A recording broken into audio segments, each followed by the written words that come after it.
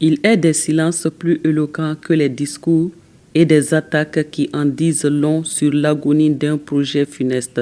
Ce qui s'est joué récemment sur le territoire malien n'est pas un simple épisode de plus dans une guerre asymétrique, c'est la signature tremblante, presque désespérée, d'ennemis en échec. Les attaques simultanées désormais érigées en mode opératoire par des terroristes. Car avant les assauts coordonnés, il y eut les mines à pression, les engins à effet dirigé, les drones kamikazes, tout un arsenal d'expériences importées, testées, échouées. Sur le terrain, la résistance malienne et celle de ses alliés de la Confédération des États du Sahel ont contenu l'avancée des groupes terroristes.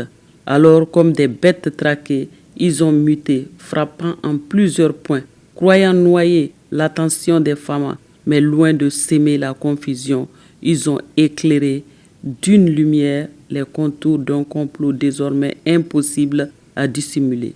Les événements de Kaï, Nyono, Nyoro et tout comme ceux survenus ailleurs au sud et à l'ouest du pays n'ont rien de spontané.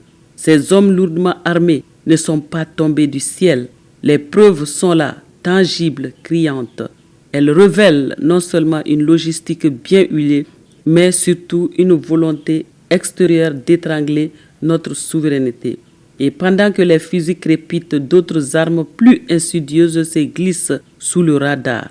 Ainsi, cette journaliste européenne venue sous prétexte de documenter la réalité, mais qui, dans les faits, a pénétré notre territoire pour servir de caisse de résonance à une rébellion instrumentalisée. Le prétendu front est désormais une antenne médiatique du mensonge géopolitique. Il est temps que l'on cesse de nommer neutralité ce qui n'est qu'hypocrisie. À ceux qui nous observent de loin, nous disons, l'histoire ne s'écrit pas dans les capitales européennes, ni dans les couloirs des ONG, mais dans la sueur de nos soldats et dans la résilience farouche de nos peuples.